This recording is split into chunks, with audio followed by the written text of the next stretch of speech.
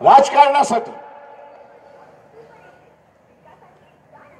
हे सैन्याचाही बळी द्यायला निघालेत अशी असणारी परिस्थिती।